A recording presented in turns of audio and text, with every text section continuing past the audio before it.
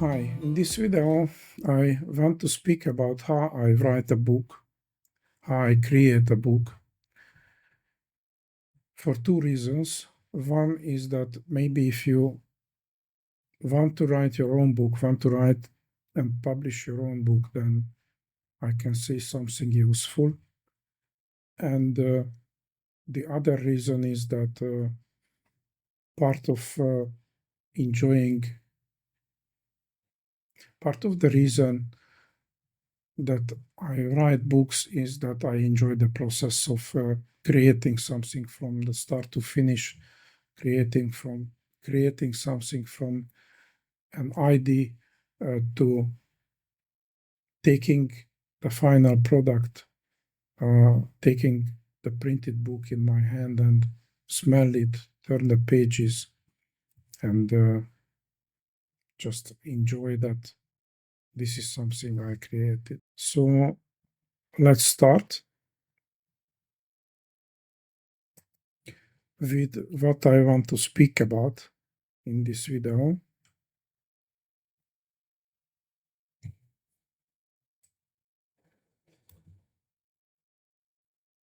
Basically three things. One is showing and explaining the process, described in the process. The other is show you some of the tools I use and speak about the tools I use, and show some examples of these tools and using these tools. I cannot really speak about other tools and the process without speaking a little about mind mapping. Mind mapping is basically creating a drawing that captures and structures your ideas, or captures your ideas in a kind of structured manner and inspire you to come up with further details and all the ideas you need, all the ideas you can use later in the creative process. What you can see here is a mind map on the screen. I use Xmind, a desktop version of Xmind, to create and edit my mind maps. And you can see the structure that you have a central ID and subjects related to that, or aspects of that aspects that you want to investigate or you want to elaborate about your central idea or central subject, central topic. You can use a piece of paper and a pencil to create a mind map, so you don't necessarily need a computer program. The advantage of a computer program is that you can easily edit your mind map, but maybe working with a piece of paper and a pencil may be more inspiring, even if you need to start over a couple of times. And just like it's used to be in ID generation, you need to expect that you will start over a couple of times. So mind mapping is a best tool for the early stages. It can be also used for project planning and tracking, research, capture your research results, or organize your research results. It can be used for ID generation. For example, if I just hit enter, then I can add another topic and write something here and another one. So this is how easy it is to capture your IDs and if I hit insert, then I just create a subtopic, and I can organize them later. For example, if I want to reorganize your mind map, I just grab one of the subtopics and move it within the mind map. I can move it anywhere I want. So you can use it for research, ID generation, analyzing or organizing your IDs. You can use it for outlining your text during the writing process. You can use it to track your progress. For example, Xmind has icons that can help you track your progress, whether you just started or finished, or are you somewhere in between.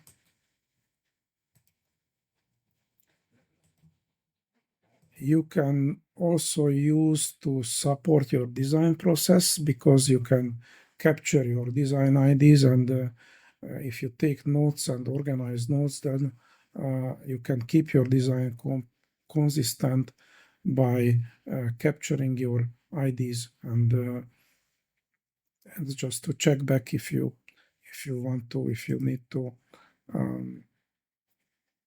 remember some of the aspects of your design.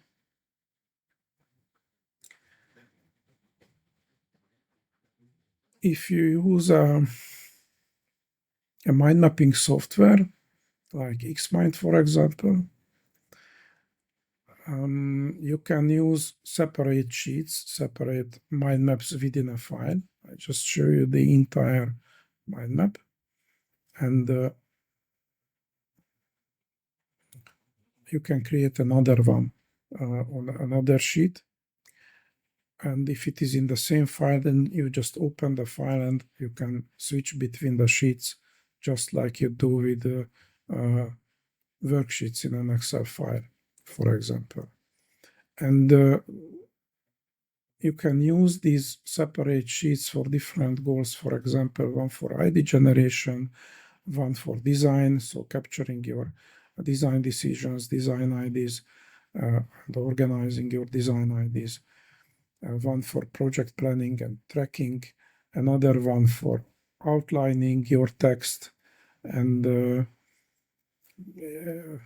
basically you can have several sheets for outlining. For example, one for just a rough outline and capturing your IDs, another one where you turn those IDs into chapter heads, and you try to come up with something final, what you can of course change later in the process, but try to figure out what actual chapter heads you want to use.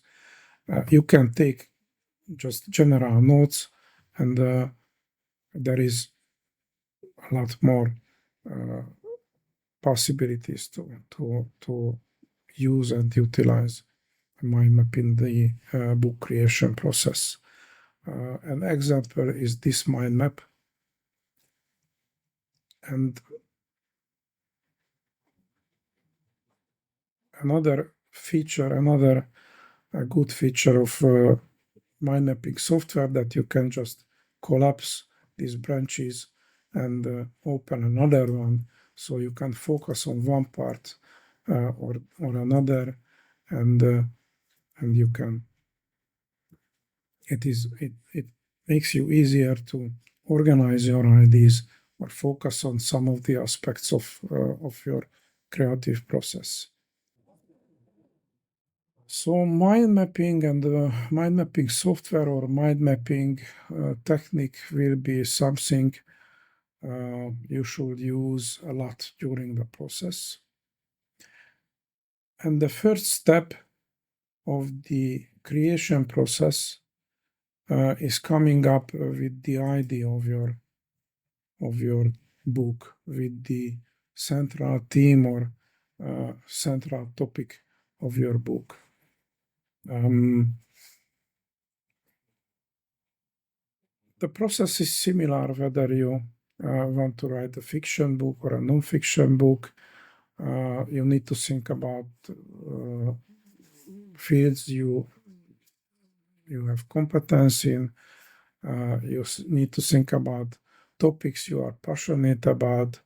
You need to think about the sources you can use to fill the gaps in your knowledge, or just to check facts before you write them down. And you need to also consider the competition,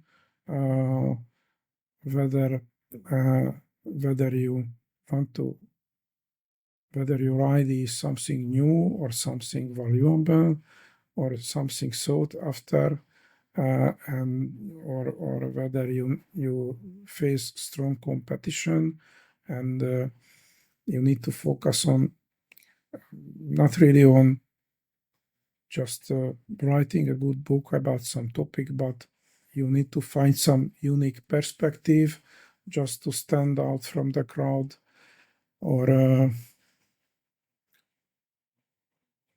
just write your book to a different target audience, which was maybe more neglected by other authors. The tools you can use in this phase is mind mapping and pen and paper, just to take notes, scribble, make some drawings, try to capture your ideas in any fashion you like, and start over a couple of times, or just capture the best ideas and keep them, and just get rid of the rest.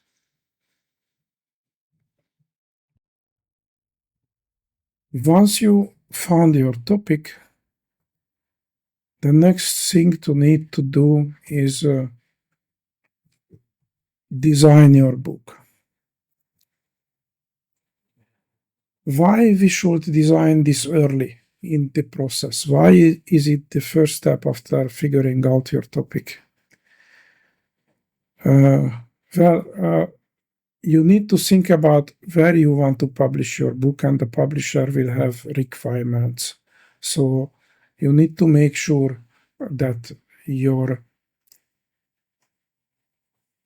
book, the content, the shape, the format of the book meets the requirements of the publisher, or it is within the options, within the possibilities of the publisher or the print shop.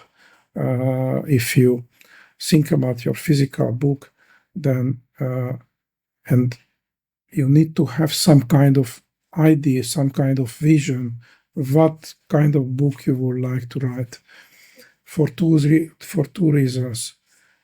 First, you can change everything during the process. You can change the format, change the fonts, change the layout, page sizes, everything when you edit your book, when you make the technical editing. But if you make poor design choices, then it could be hard to, and it may need a lot of rework to get the book in shape. Second, and maybe this could be even more important, that designing your book, imagining your final product will help you understand your content better, will help you understand your target audience better, will help you understand your motivations better. Because if you think about the final product, if you think about something interesting and new, and if you think about what kind of feelings you want to evoke when someone takes your book in their hand, that helps you understand the content better, helps you understand your style better, and it helps you create a better content and write a better book. You need to think about formats. For example, whether you want a paperback book, a hardcover book, any other kind of bonding, whether you want an ebook version or whether you want all of these. These can all have different requirements. For example, you need to create different covers for them, different style of cover, or maybe the same. You want to keep the look of the book the same, but the technology is different. So you need to adjust your cover image, for example, for the kind of bonding you want to use. If you want to have a paperback and a hardcover, you need to create two of them, and that could also mean that all of these formats have their own limitations, and you may need to end up with two sets of edited and formatted books, or you need to consider all the limitations and make one version of the book which can meet all the requirements, for example, for the paperback as well as the hardcover, or for different sizes or different kind of paper, something like that. Another thing to consider is the trim size. You need to check if the print shop or the publisher you want to work with has the trim size you want, or you need to find a trim size they have that supports your content and fits to your purpose. You need to check the paper, for example, thickness, softness, color of the paper. You need to think about whether you want colored pages or just black and white. If you want colored pages, then it is like something like you only use, for example, black and green for illustrations or chapter heads or highlighting something, but only two colors, because it all have different costs. If you want a full color book, then that costs more to print than, for example, on black and white or just a bicolor book. You need to think about the overall structure, how many chapters, whether you want chapters and sections or just chapters, or you want a few volumes for the book. You need to think about typography, because different kind of typefaces, different kind of fonts convey a different message, different style, different atmosphere.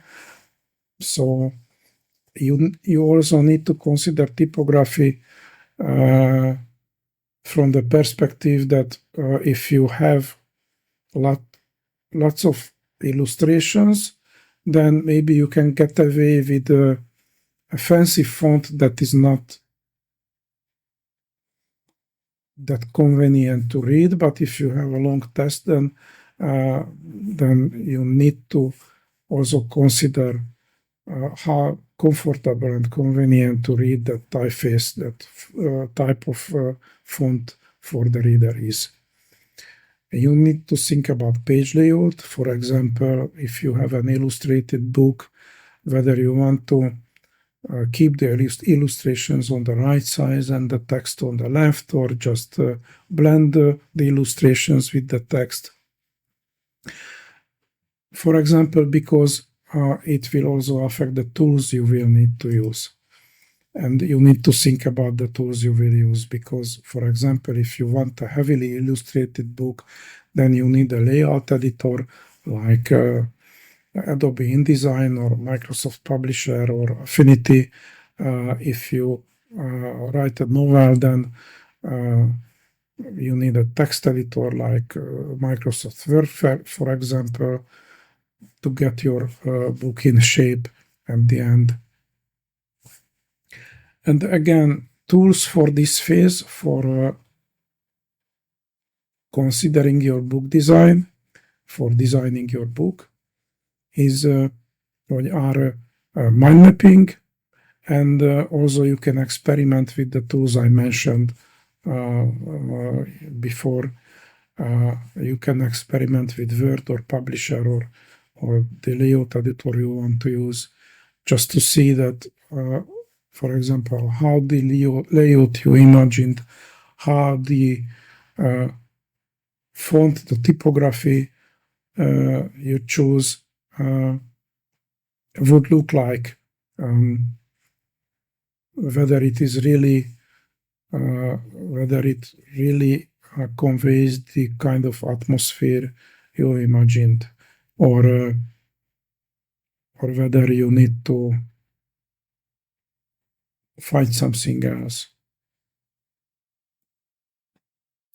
And also you can test alternatives. So maybe you have a few ideas and you can test and compare them.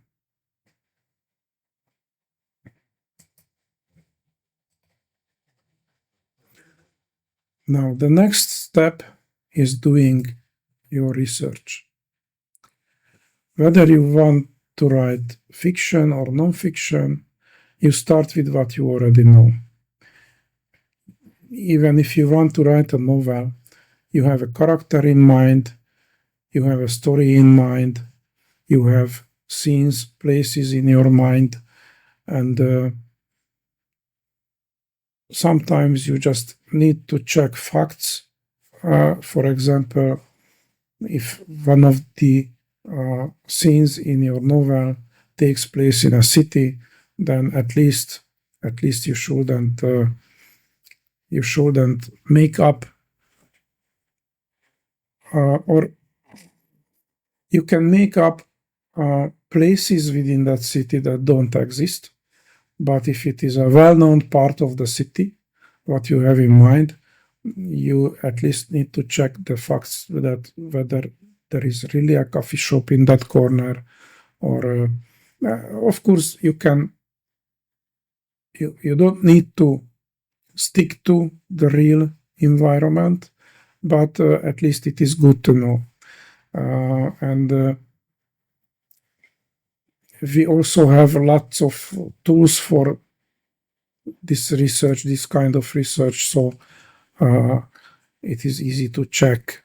For example, on a Google Maps or on a Google Earth, you can just have a preview of any corner of the world, basically. So you start with what you already know. You identify gaps in your knowledge about what you need for the story, what you need to make it look real, and you can use different sources. You can use ChatGPT or any AI tool to come up with some ideas and also check some facts. Fill the gaps in your knowledge. Sometimes that's comfortable, but you need to be careful. You can use your own bookshelf. Maybe you have already good books about what you need to know at home. You can visit a library for another books. Just for example, if you want to know more about a place or a city or a country, sometimes it is easier to find a good book about it and turn the pages, read a little from every kind of aspects and topics, and maybe it is more inspiring, or it helps you structure your ideas more than just to look things up on the internet. You can, if you write a non-fiction book with about some professional topics, You can check journals or professional websites, for example, for new results in the field, or just check your IDs or check your knowledge. And of course, you can make a Google search. You can find videos on YouTube. You can use Bing. You can, or any other search engine. I already mentioned ChatGPT or Copilot. And last but not least, one of your research sources is Amazon. Because if there is a bigger gap in your knowledge, if for example, if you want to write a professional book about something you are really passionate about and you really know about, but there are some aspects that need some refreshment or corrections, then having a good fundamental source about the topic, for example, a handbook or a textbook at your hand, just to check your IDs, is always helpful. Research means that you read and learn a lot.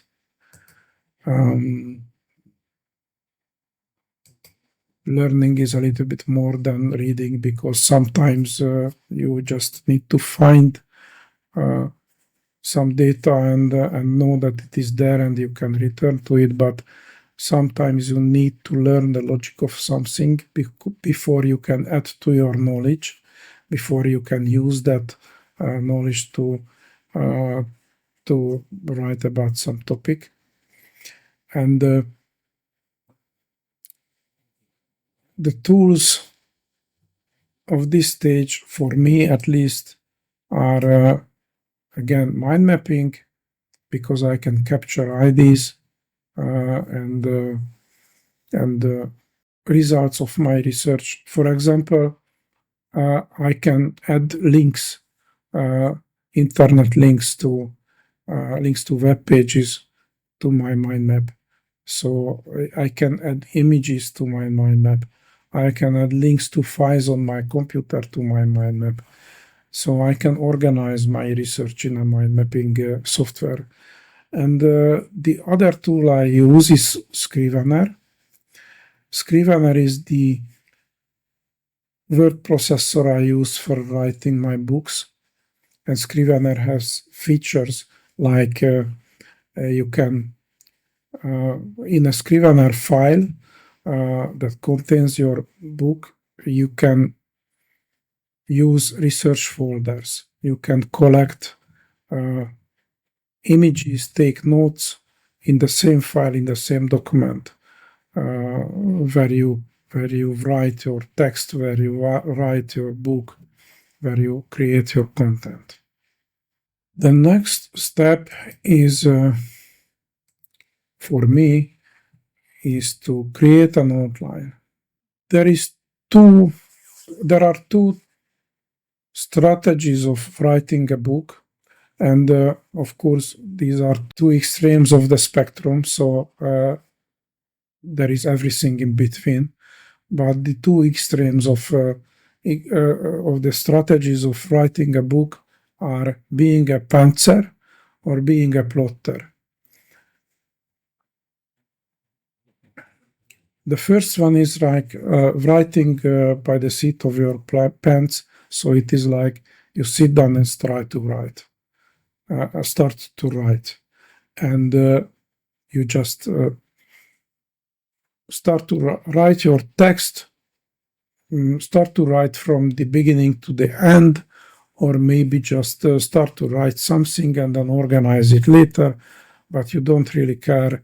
You just trust yourself and trust the process, and you just start working on it.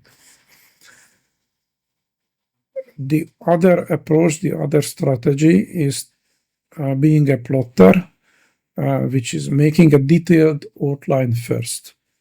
So it's something like, if you go to the extreme, it means that you create a detailed outline and you don't start writing before you know all the details, before you know all the arguments you want to use, all the stories, all the important points of the story you want to write. And of course, there is everything in between, that you create a rough outline and just start writing and refine your outline as you go. And mind mapping comes up again, because mind mapping software helps you a lot with this kind of dynamic outlines. So you can start with an outline, you can change it, you can rewrite it, you can add additional details to the outline. If you want to create different versions because you are not sure whether your new ID is better than the original one, then you can just copy the sheet you worked on and change the part you are focusing on the other sheet, and you can just return to the first one if you don't like the newly generated new outline. So if the original was better, then you can just return to it. Outlining starts with deciding about levels, deciding about how many levels you want in your structure of your book, especially if it is non-fiction, because fiction books usually don't have many levels, at least not with headings. They can have many levels in terms of logic or in terms of the unfolding of the events, but novels really usually don't have chapters and sections and subsections and all of those things, but maybe parts and chapters, and that's all. But for nonfiction books, for professional books, you may need several levels of headings, because that helps you explain the subject to the audience, and you need to use several levels. You need to give it more structure.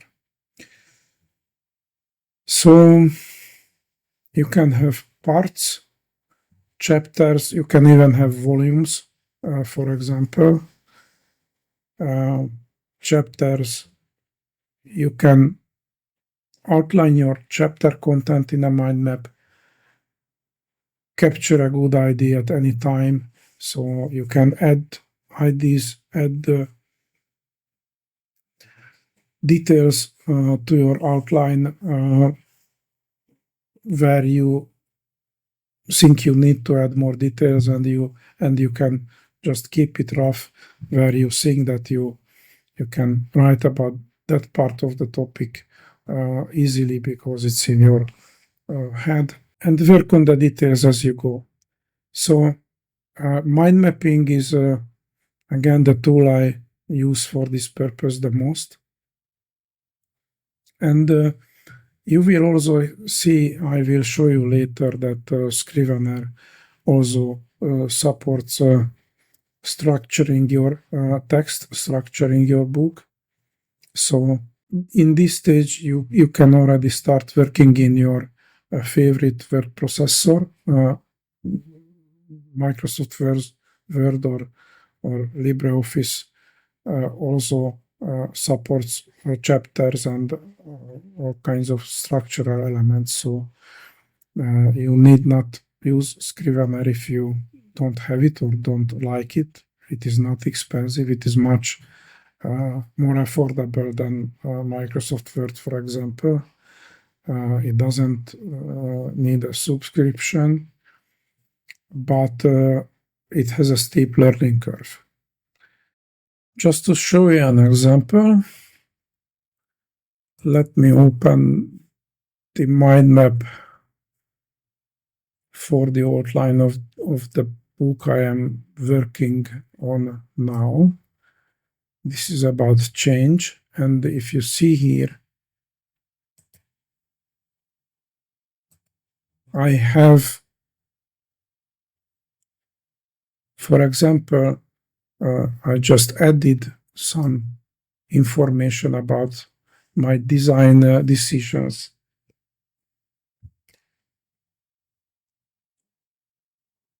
Details about my general topic, details about the approach I want to use in the book. For example, a rough overview of my structure I came up with, and how it fits to my other books, what formats I want to use. I have all these red icons are links to another mind map files. So I have notes on styles and book formats I use to keep my books consistent in terms of style and format. So I have these basic notes on basic information here. I have some kind of rough progress tracking, but this is already started. So I had a few more things in the to-do branch before, but that were all for the preparation. And here is the structure. So I have an outline for 5 parts with titles for the parts, and I have titles for the chapters. Maybe first I start with some rough ideas, and then when I get to the point or just made my mind, then I just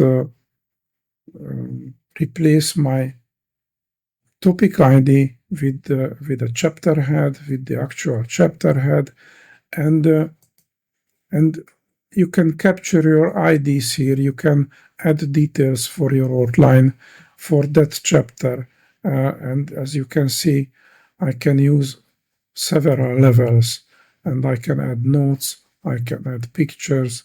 For example, here I have notes. So basically, this is how an outline for an actual book looks like.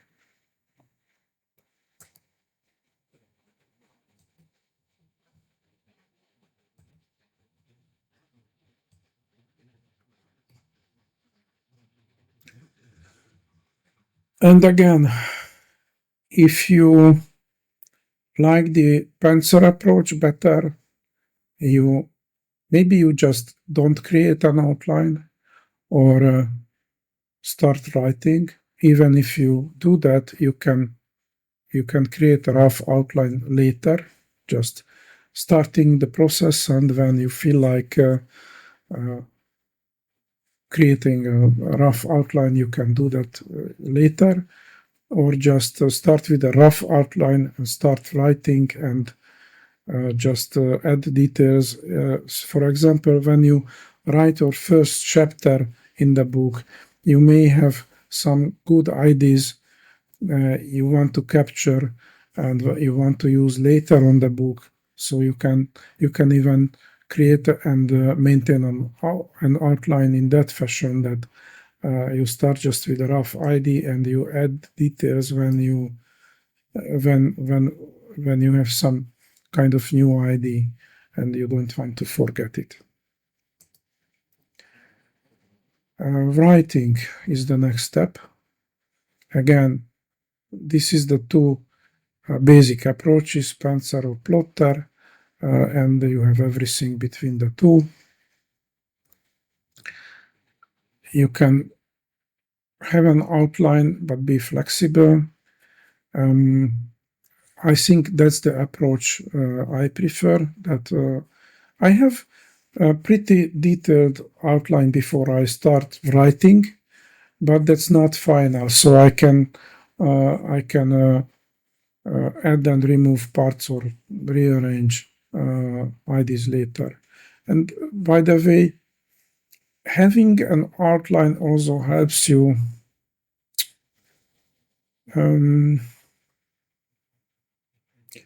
so your first chapter will be better if you have a general idea about what you will write about in the last, even if it is for a novel. And of course, you can always do some rework on the first chapters, and you will probably do. But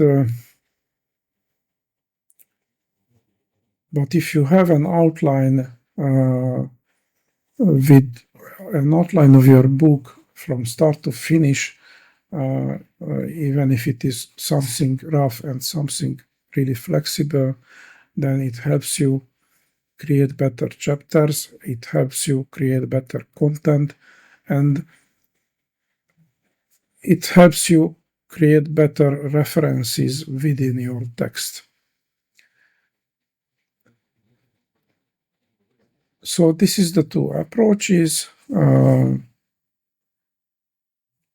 Another aspect is you can write from start to finish. You can follow the sequence, the chapters, the flow of the book, or you can start with and having an outline helps you with this also, that you can start writing your favorite part or maybe the toughest part, where you need the most research, and you can fill the gaps later, so you can write in any order you like. Writing instruments. So regarding the tools you can use for writing. Writing instruments can be pen and paper. I like to take notes in a notepad or notebook or a copybook and just take some notes with a pen or a pencil, draw something with a pencil and think about ideas that way. You can have a writer notebook for that particular book or for a general purpose writer notebook to capture ideas, to capture research results. You can work on a typewriter if you like. Maybe that's more inspiring for you than writing on a computer. And of course, you can use a word processor. What I use for most of my books, at least in this writing phase, is Scrivener. Scrivener is good for writers, and it is good for any kind of long text because it approaches the text differently than a typical business word processor like Microsoft Word, for example.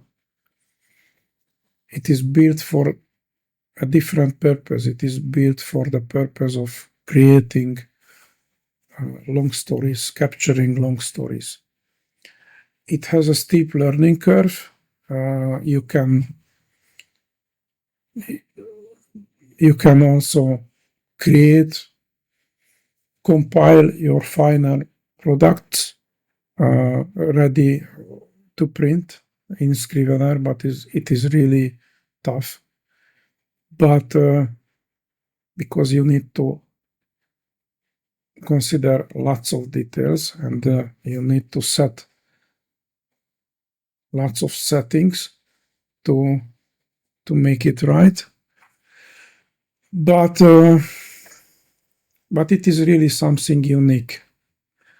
And if you want illustrations in your book, then it depends on what kind of illustrations. For example, if you just want some kind of paintings in your novel, and you have a friend who can create art, or you can create nice pictures yourselves, then you can just scan images you draw or painted on a piece of paper. But you can also create illustrations in software tools like Inkscape or Affinity. I used to use Inkscape a lot. It is good for every kind of explanatory figures in nonfiction books. And it is fairly easy to use and fairly easy to learn and use. It takes some learning, but I think it is fairly user-friendly. And it is also free. It is an open source software. And there is Affinity, which is a software package that can help you edit photographs and pixel-based pictures, or create pixel-based pictures, vector-based graphics, and even layouts, so publications. And it just became free in the third version a few weeks ago, because Affinity was a UK company, and Canva just bought the company and made the software package free. You can download and use it without any restrictions.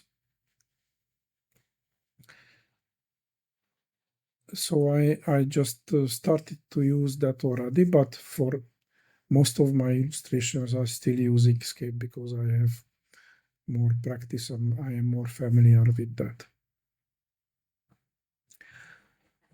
Now, just to show you an example of Scrivener.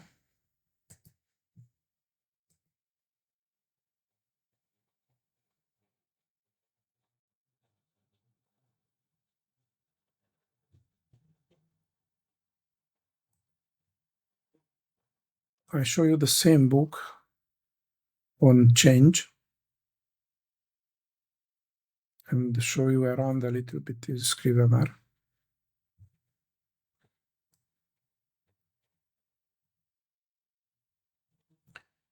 So as you see,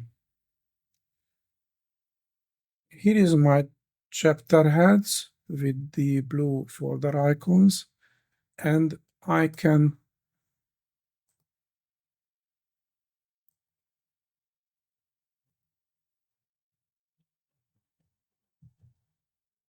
work on a long book, on any size of book, in small pieces, like a few paragraphs. So I can kind of create a detailed outline in Scrivener and to fill all what I want to write about. For example, these are here to capture the IDs, to guide me through the process, to guide me through the content, to guide me through the IDs I want to write about. These are empty. This is the bottom part. These are empty. These are just placeholders for some kind of text I still need to come up with. But and this is something in progress. This is something I already completed as a first draft. You can use color codes for the status of the piece of writing, whether it is a section, a chapter. You can use any depth of structure in Scrivener, and of course you have different perspectives. So if you, for example, if you write a novel, you can just write short scenes, and you can write synopses of, for example, even of a conversation between two characters within a chapter. And you can start with some kind of brief description of what you want to write, and then you can put it here. You can add notes to every piece of your content, every piece of your book. Here are the research chapters. I don't use them, but for example, I can take notes here for my author bio I want to use on Amazon Kindle publishing when I get to the point that I upload the book. You can this is the manuscript, but and I keep my forward as the part of the body text, but you can add front matter, for example, and different front matter, different title page, and different introductory pages for different versions of your book. For example, something for the paperback version, and another one for the ebook. So you can work with Scrivener as a text editor. You can work with Scrivener with this kind of notes, this kind of cards.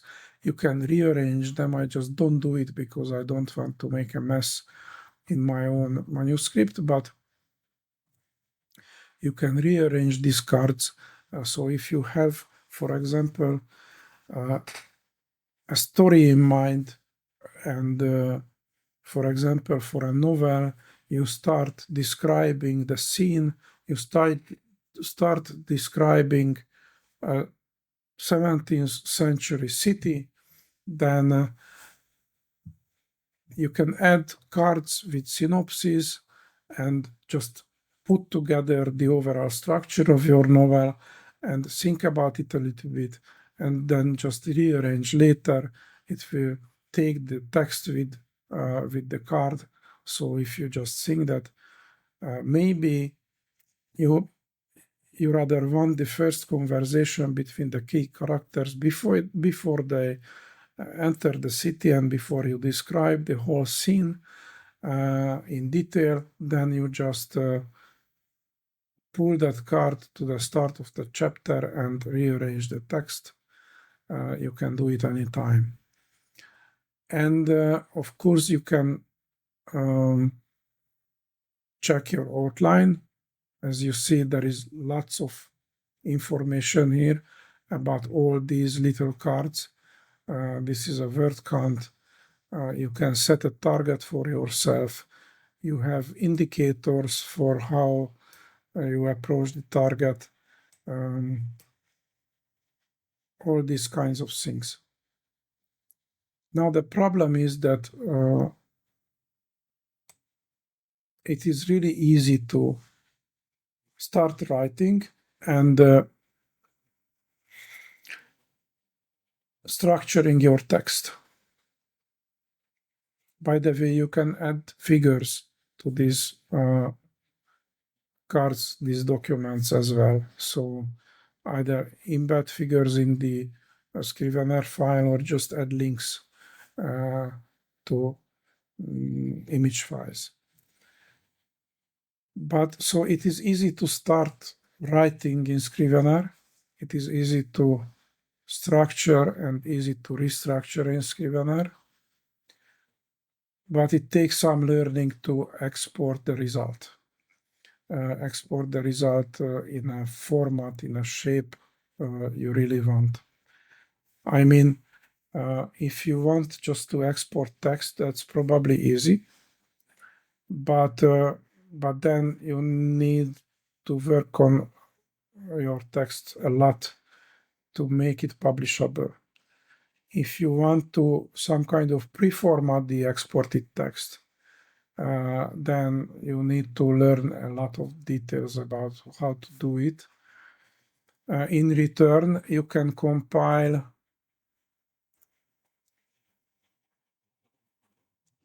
in multiple formats, and you can set up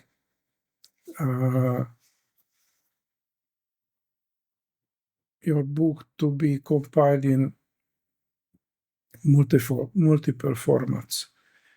And once you set up your rules for how to format your chapter heads, how to format your text, then you don't need to do it every time. You just compile or recompile as you go. At this moment, I export my text in PDF just to check how it looks like as a how it will look like as a printed book. But you can export in Word, you can export in OpenOffice format, you can export in several formats just to have a version that you can format, edit, and prepare for publication later. You can export in several formats, so you can import your final text into a layout editor, for example, into Adobe InDesign or into Affinity or into Microsoft Publisher. By the way,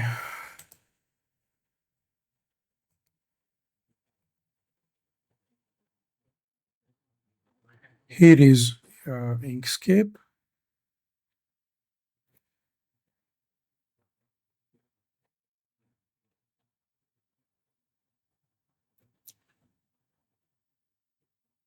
So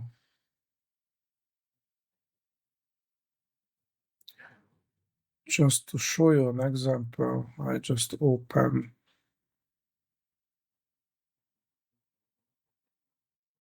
one of the figures I created recently.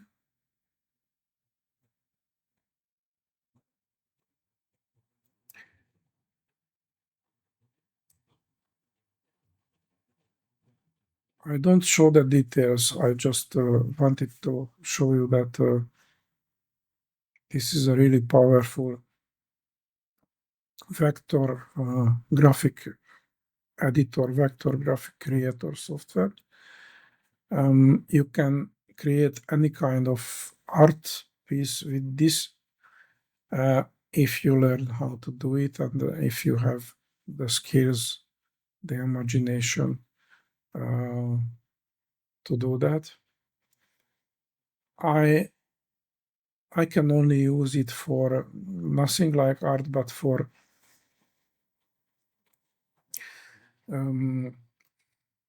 illustrations to visualize or explain something. So it is not nothing artistic, but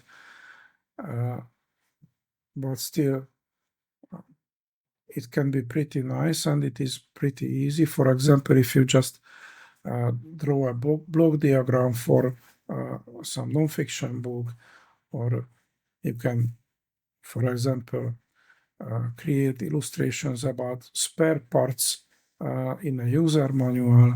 So this is the tool you can use for free.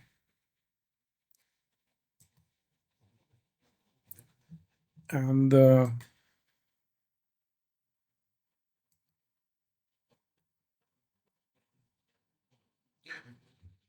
here is Affinity.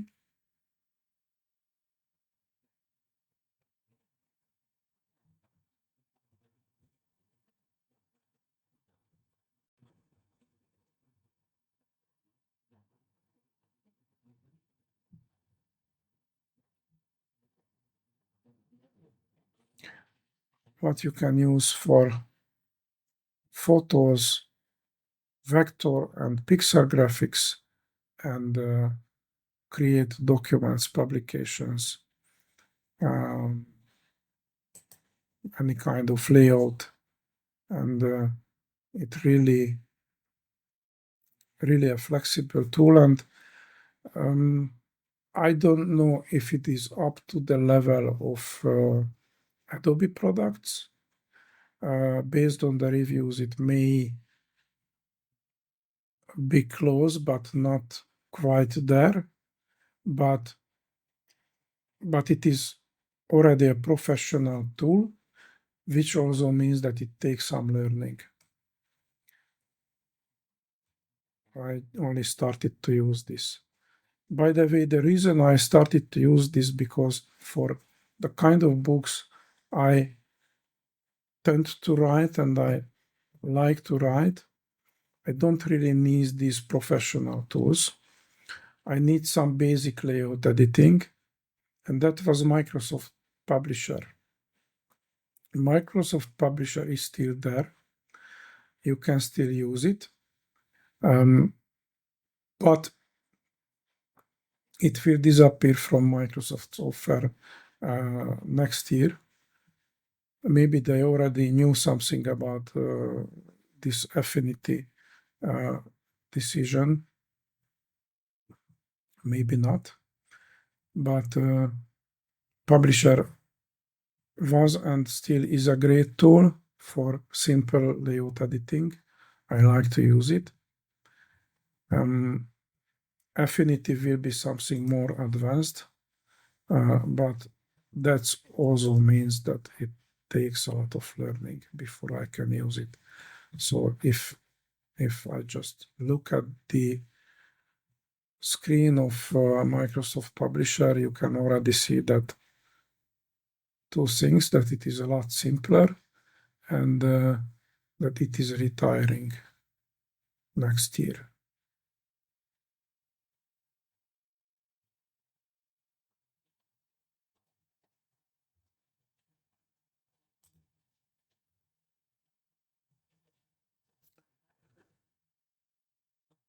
So this is the writing step. What is the next step after writing? It's editing.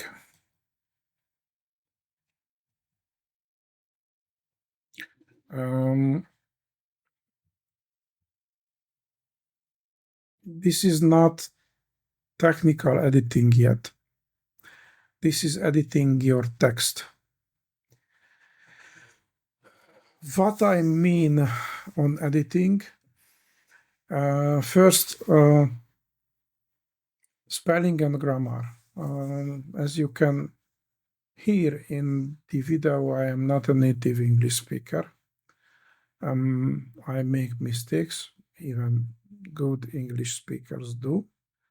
Good native English speakers do sometimes. Just a typo or misspelled words or a use of commas or everything like that.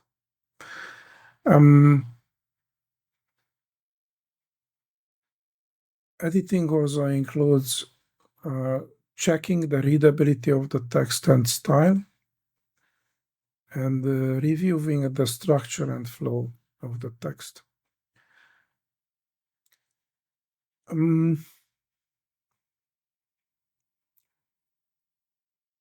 Of course, you pay attention for all these aspects, all these details as you write, but it is easier to detect some of the mistakes once you completed your chapter and had some time uh, to do something else and just to get back to your book and read that chapter, read that completing chapter as a whole unit and not focusing only the details, but just to try to read it as a reader, as a customer, as the audience would read it. When you should edit,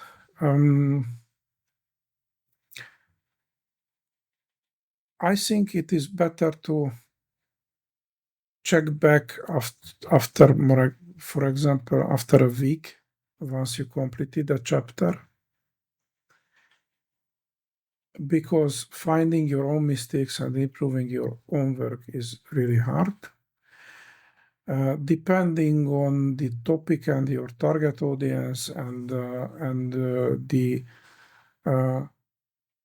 publisher you use, it is always a good idea to work with an editor, to work with a professional editor. I mean, a person who is good with English, who is professional in English.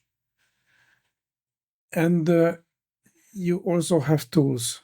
For example, most word processors has a spell checker. Word, LibreOffice, even Scrivener has some. And increasingly, they also have grammar checkers. And another tool I use is ProWritingAid. ProWritingAid is a really advanced editor tool for not only for spelling and grammar, but for readability, style, and lots of other aspects of the text. It is really a high-level tool, and it's surprisingly easy to use, and it's surprisingly enjoyable to use, especially if you are. I believe it is already also enjoyable for native speakers as well, because it gives a lot of insight about your text.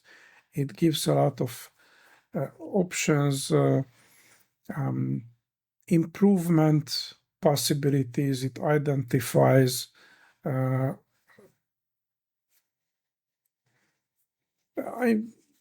not only mistakes or errors, but improvement options depending on the style you choose or set in the software.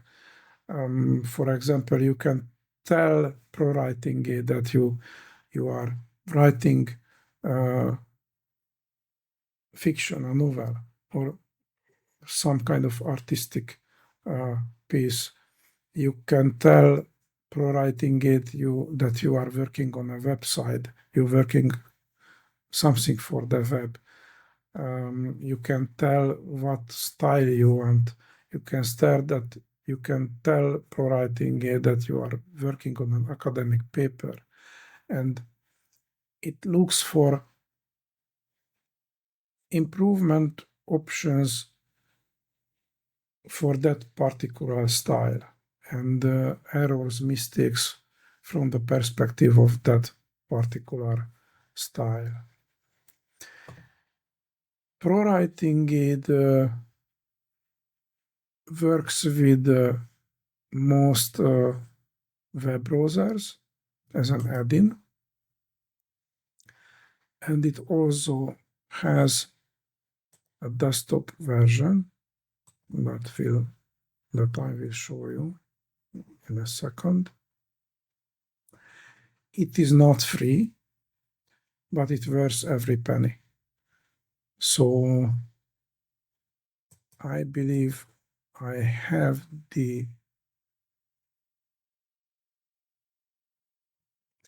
no, it is not that. I close this file. and open my change book.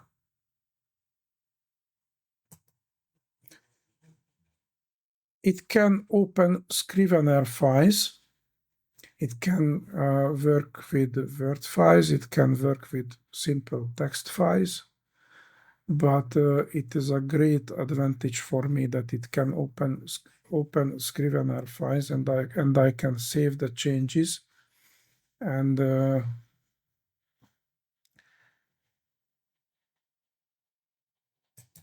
for example,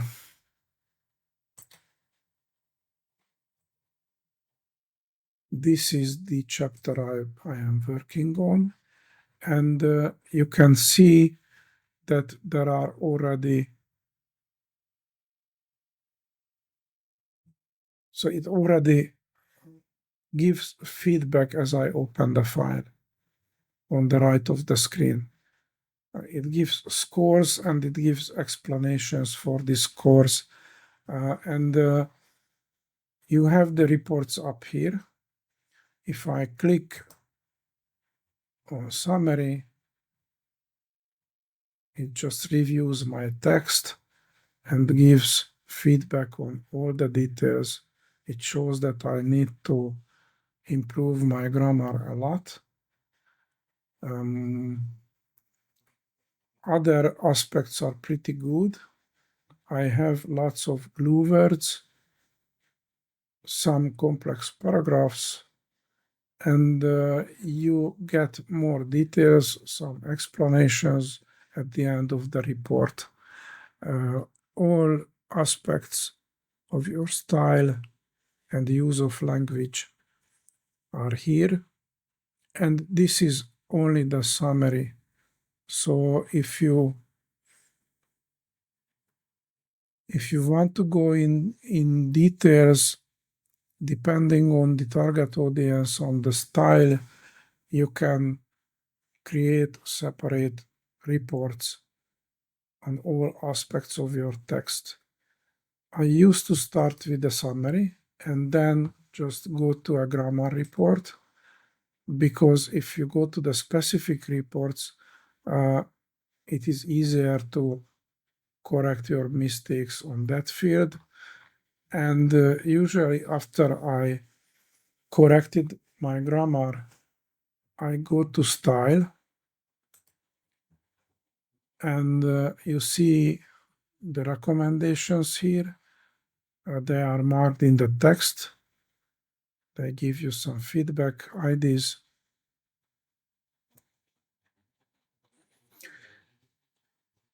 I rarely do anything else unless it finds some problem areas.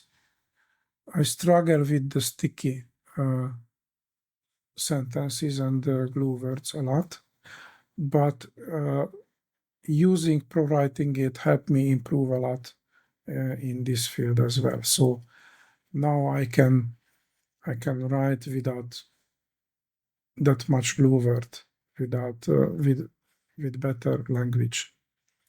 So even if you are not a native speaker, Proofreading it will help you learn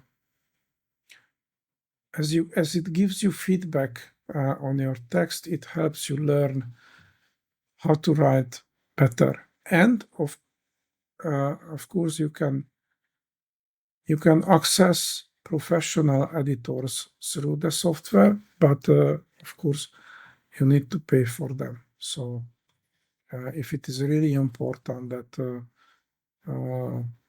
your text should be up to that level, and you want to work with professional editors, you can save some money by self-editing with ProWriting Aid, and then if you really want a high quality book, then you just turn to professional editors.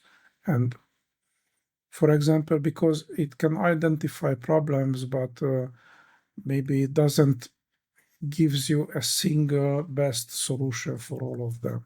So you may need some professional help. And of course, as a software tool, it can make mistakes or make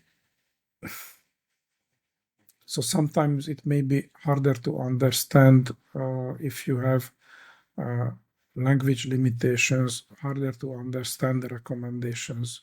So the recommendation is right. It tells something for someone who is good with the language, but maybe you need some professional help. So that's pro-writing it. And that was editing.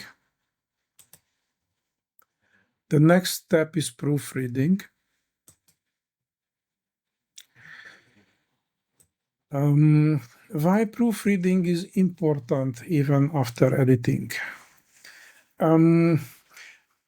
First of all, this is my process. So if you work with a professional editor, maybe you do proofreading before editing, at least in the sense that there is another editing step after you do the proofreading, because you try to correct all your mistakes, try to eliminate all your mistakes before you hand your text over to the professional editor. But you still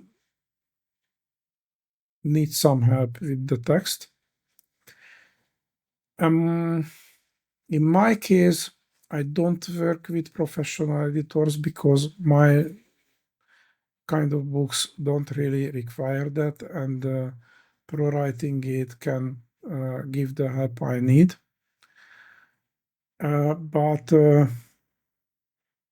So I leave the proofreading after editing. But proofreading is different because under proofreading, I mean that I print the text and I read it from paper. So I still can find some spelling mistakes, maybe not spelling mistakes that I misspell some word, but maybe I don't use the right word, and the software editing tools didn't capture that problem. Or maybe I can find better solutions for readability and clarity, because even the best software editing tools, they don't understand the meaning of your message as a human do. So that's why they cannot really identify all the possible mistakes.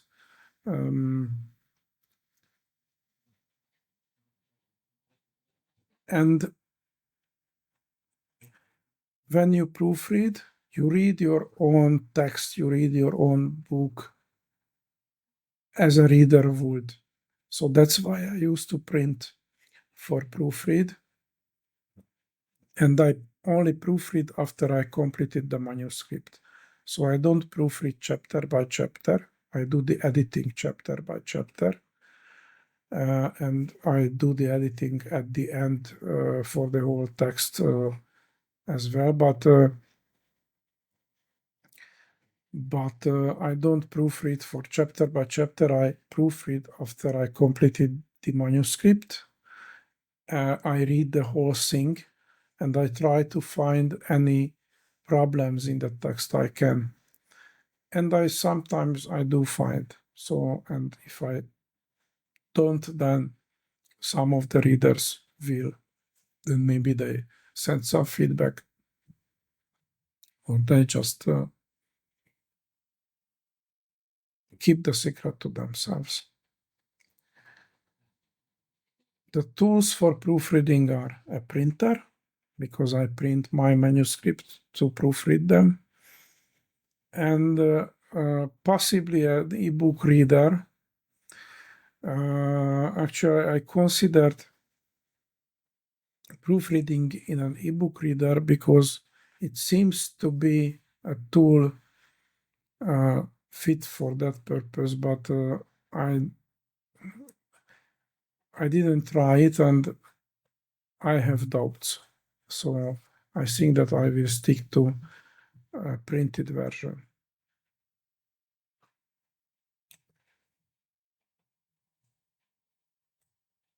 But even if I print the entire text for proofreading, that's not the final version of the book, because I leave the technical editing to the next step, because if you need to correct mistakes after technical editing, then you won't have those corrections in Scrivener, in your original text, unless, of course, you do the corrections in both the Scrivener file and the file you use for technical editing. But I like to leave technical editing last. I do it myself. You can hire someone to do it for you. It depends on your needs. For example, if you really want some professional layout with lots of illustrations, with details, where you need high-level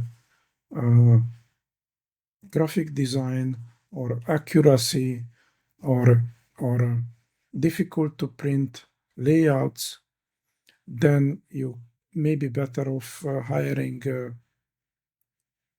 a professional technical editor, or maybe if you go to a print shop where they need a certain type of files. For example, they work with Adobe InDesign files or PDF generated by Adobe. Then you may need to find someone who has the software and the competence to do the technical editing in that particular software. Otherwise, you can try to do it yourself, just like I do. Technical editing is basically making the product. So you have the manuscript, and in this stage, you now create a book from that manuscript. You assemble the parts. Regarding the content, the body of the book, you have your text and illustrations.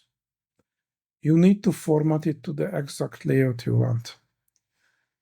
You have your typography IDs. You already have some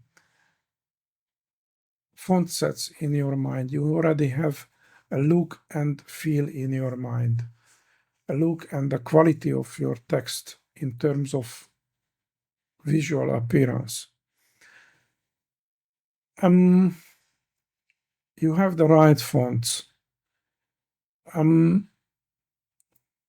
See, the reason I told you that designing your book is the first step is that if you only consider your font choice here, you may end up with problems. You may not like the font you have in mind. You may not like the font you used for your word processors, and it could be hard to change. Usually this is not hard to change because most word processors use styles, and you just change the font in one place and it changes it everywhere, unless you didn't use your word processor correctly. But still, you have limitations. If you think about it early in the process, then, for example, you won't have problems with choosing a font which would require the license to use, which is the case with most professional Adobe fonts. And maybe your word processor can use it because the computer you use has software tools. For example, maybe you have some Adobe software tool, but you don't have the license to use that font in a commercial setting. You can use it when you edit, but you need to purchase a license for the publications separately. I don't know about Adobe's rules, by the way, because I always choose fonts I can freely use, even in a commercial settings.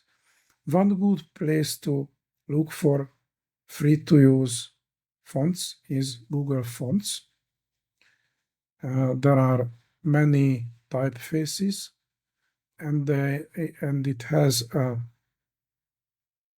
nice search feature. So you can set various aspects of the font you are looking for, and you can find lots of good fonts there.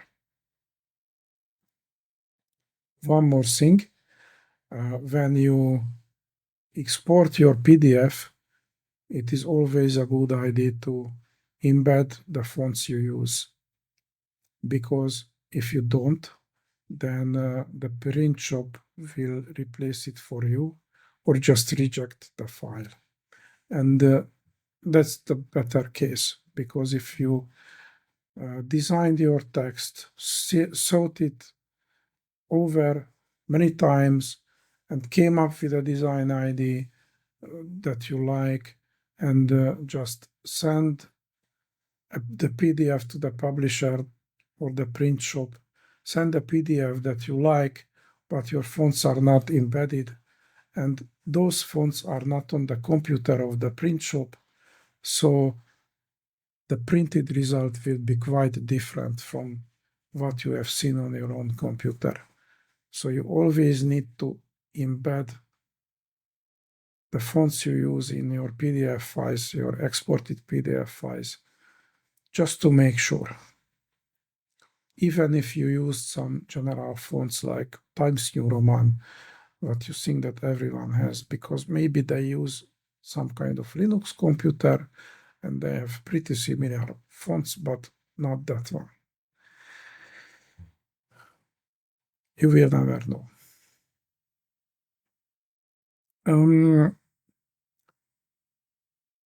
The fonts that come with Microsoft products, for example, Word or Windows, has limitations when you use them in commercial publications. I don't really know the rules because I use fonts I can freely use in my publications most of the time. If not, then I check it case by case, but I don't remember. So once you have the content ready, and that means that you compiled everything in the layout you want and exported the PDF print ready, you can go to the next phase and design your book cover. So you create your cover. It can be another PDF file or some graphic file, depending on what the print shop requires or what your publisher requires. Usually, publishers will do it for you, unless you are working with a self-publishing publisher. Most of them has these services, but you need to pay for them. And sometimes they do it anyway, so it is like you need to pay for a package that includes cover design and all these file creations.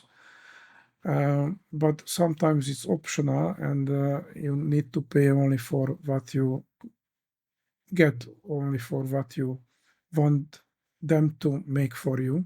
So if you cover your own design, you don't need to pay for cover design, but you need to meet the criteria.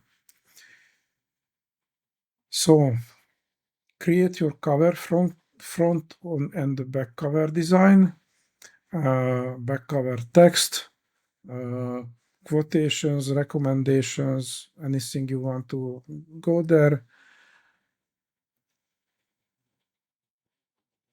And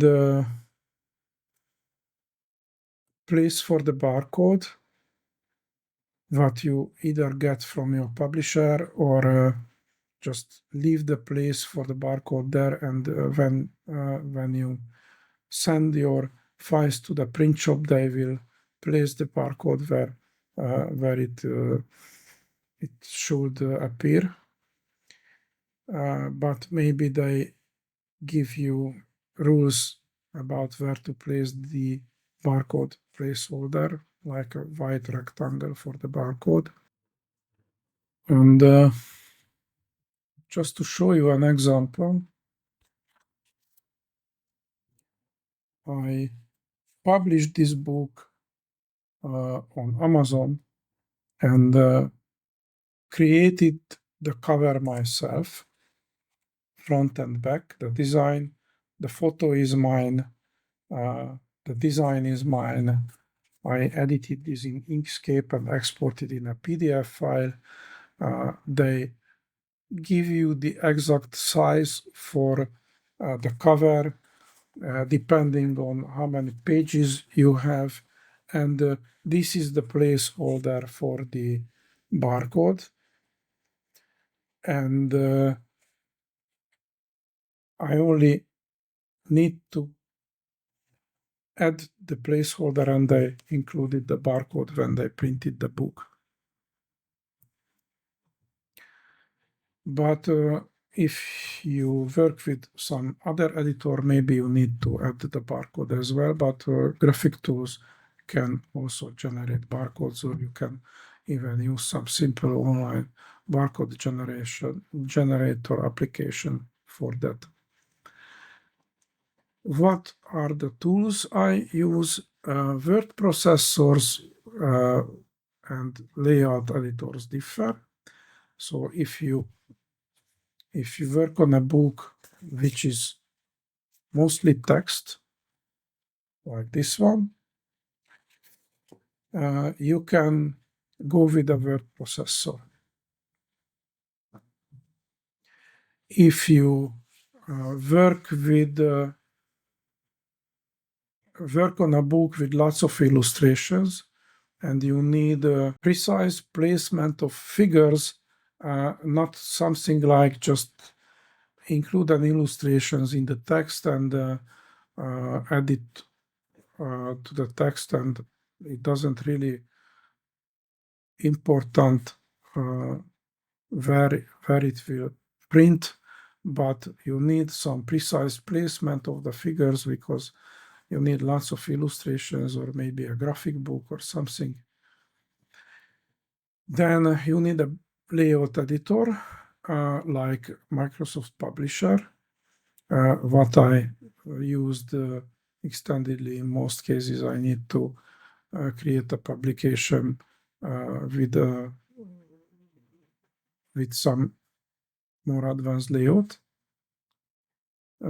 I didn't need anything more sophisticated than Microsoft Publisher so far, but we now have Affinity, and we won't have Publisher starting from next year.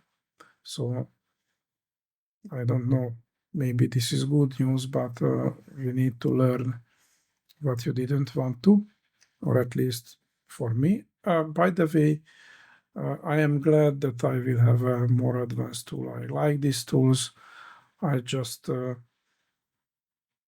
sometimes it takes a lot more work, at least at the beginning when I am still struggling with the new tool.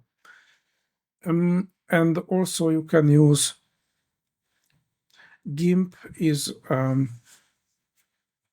pixel editor for photographs or pixel-based graphic, or you can use Inkscape, or you can use Affinity for all of these, because Affinity does all these layout, pixel editing, and vector-based graphical editing. So to show you some more examples, I show you two more books I published on Amazon. This cover was also designed by myself. I came up with the idea. I made the design and uploaded the files for the content and the cover. And another one also designed by myself, and it has a different kind of barcode already. I didn't do it, I got that from Amazon. Designed by myself with a little bit of shameless self-promotion. And maybe I just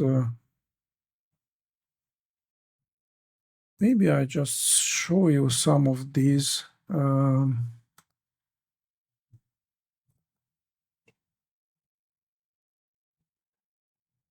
my computer. So this is the folder for the content of my published book on resilience. You can see I had a mind map for the outline. I have folders for the figures. I just kept them. If I want to edit something later, then I have all the figures in the book. I used in the book here, mostly created with Inkscape. Not many in this case. And for the content, I exported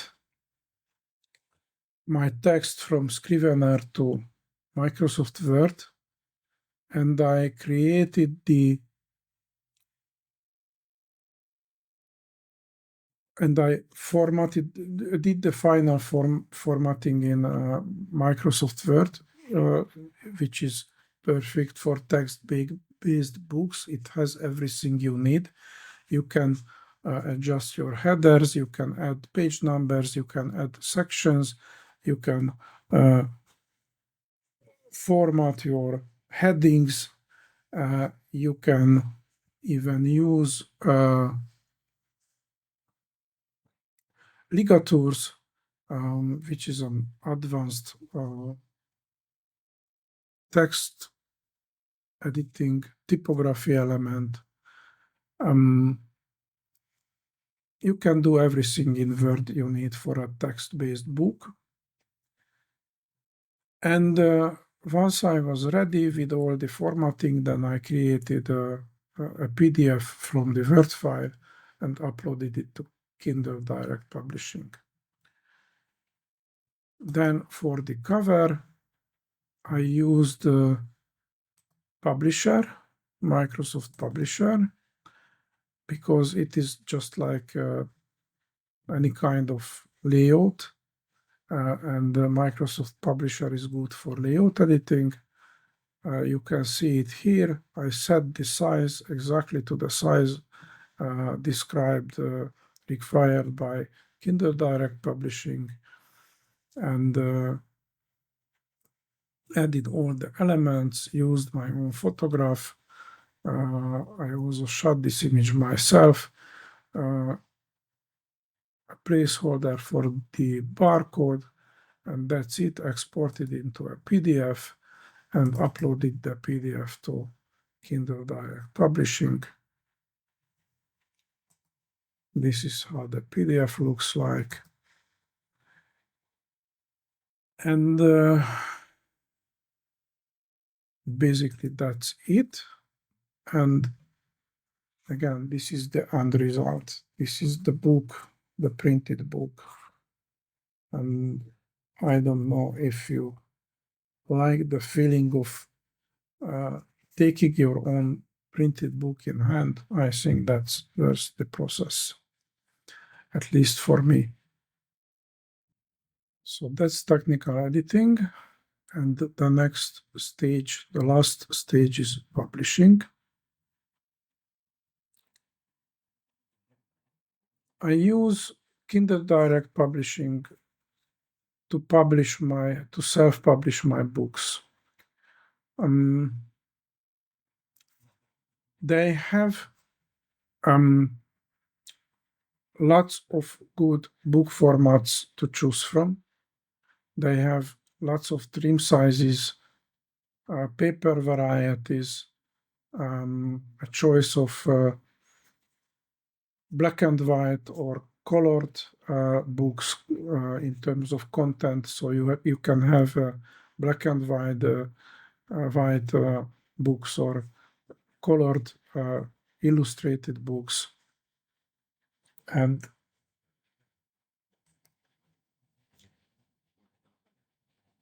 this is why I said, but these lists are even if there is a wide variety, these lists are limited.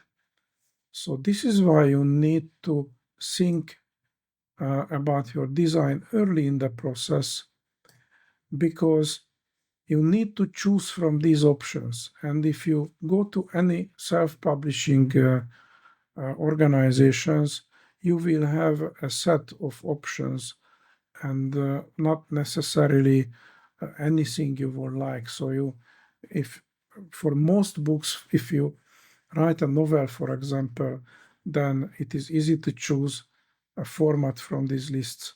But if you want to create some kind of special graphic books with arts or a coffee table book with lots of photos or with your own paintings or reproductions, and you imagined some kind of ornamental box with a set of, for example, essential oils and a special format for your books, and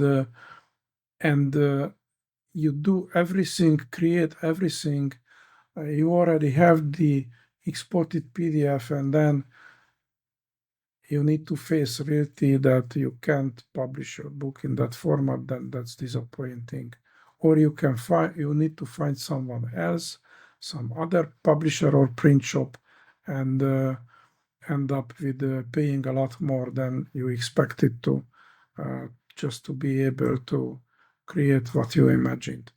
But if you think about this design early in the process and check your sources whether you have these options or not available for you, then you may find ways to alter, to tweak your design a little and save a lot of headaches and maybe some money by just adjusting your trim size with a few millimeters. What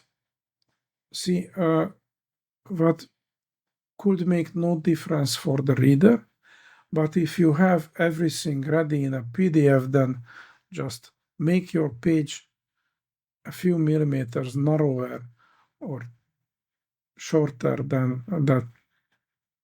That could cause a lot of headache. You can't use the original margin sizes, you can't use the original layout. You need to, for example, adjust 350 pages of illustrated, 350 illustrated pages with a few millimeters each in your layout editor again, just because you didn't think about all these options early in the process.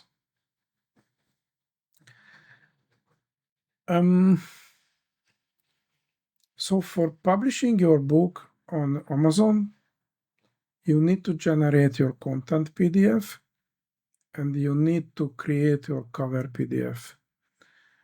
These are separate PDF because the cover, the size of the cover is different, because the size of the cover includes all the front cover, back cover, and the spine of the book, which also adds a few millimeters or a few centimeters or half an inch. Generate your ebook. Amazon has a software to generate ebooks from Microsoft Word documents or from other kind of text files. And once you created all these files, you upload them for a web page created for your publication on Kindle Direct Publishing. Yes, of course, you need to register for Kinder Direct Publishing. That's free. You have an account, then you can upload your content, add metadata. You can check all these pages, all the pages you use for uploading your book, elements of your book, before you start the process, before you start the whole process, and they have extended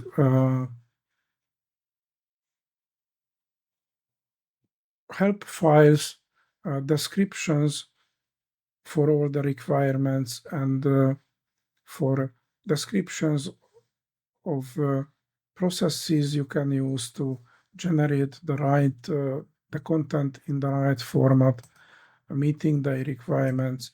And if you check all these at the beginning of the process and made your choices early in the process, then you can be sure that at the end you don't need to change something little, which would require lots of work to correct or change. So basically, that's the process. That's the whole process. And that's all you need to publish your book from start to finish, from idea to launching your final product.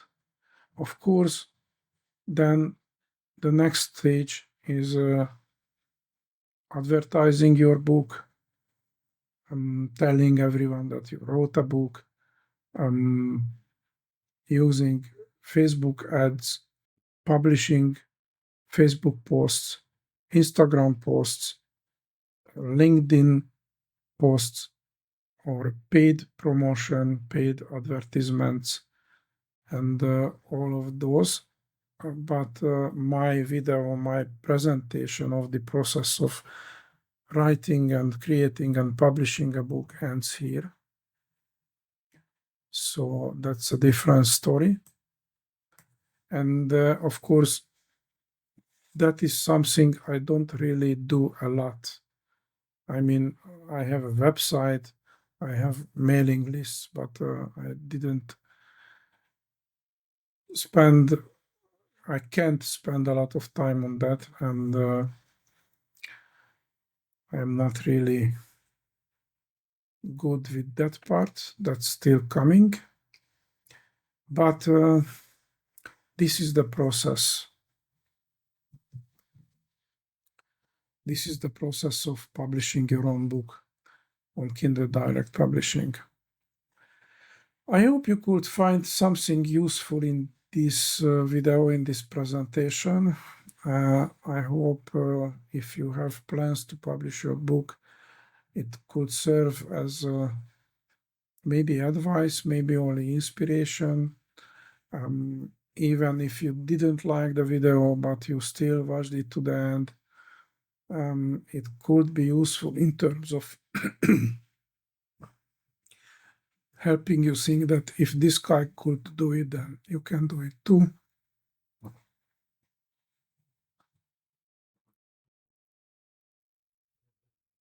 And that's it from me today, for today. And again, these are some of the published books. Resilience, I also have an online course on resilience in the making, so it's still in progress. You can already subscribe for free, but you can only find the first lectures of the course there. And there will be lots of editing and improvements on those two. And this is about digital transformation, which is my own cover design, by the way, created in Inkscape. And this is my first, this is the second. I had some Hungarian title earlier, but this is the first English book published on Amazon which is about meditation, and I really like it. I think it is a really good source on meditation if you want to learn meditation, or if you just want to understand how and why it works.